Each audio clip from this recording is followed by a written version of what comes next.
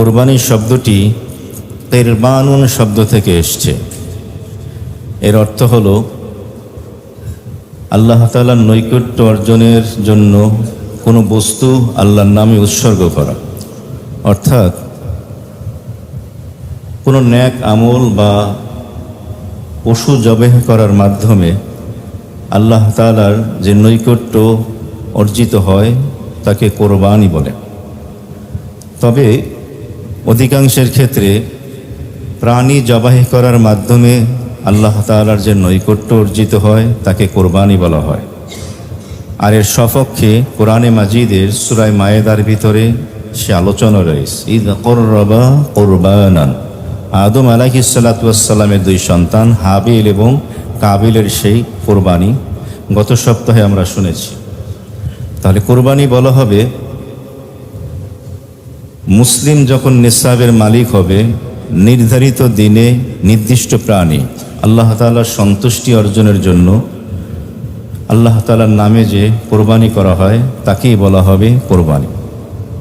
এই জন্যই কোনো ব্যক্তি যদি মানুষকে দেখানোর জন্য কোনো পশু কোরবানি করে তাহলে তাকে কোরবানি বলা হবে না। কোনো ব্যক্তি যদি বিবাহ শাদীতে প্রথা পালনার্থে অসংখ্য পশু জবেহ করে তাকে কোরবানি বলা হবে না। কেউ যদি ধারণা করে যে ইতিপূর্বে বাপদাদারা প্রতি বছর পশু জবেহ করেছে, আসো আমরাও করি, এই প্রথা পালন হলেও কোরবানি হবে না। সমাজের মানুষ কি বলবে, কোরবানির দিন এসছে, আসো আমরাও পশু কোরবানি করি, মানুষের বিদ্রুপ থেকে বাঁচার জন্য যদি কেউ পশু জবাহি করে কোরবানি হবে না। কোরবানি তখনই পরিগণিত হবে যখন আল্লাহ তাআলার সন্তুষ্টির জন্য হবে, দুনিয়ার কোনো মানুষ এবং প্রথা পালন উদ্দেশ্য হবে না।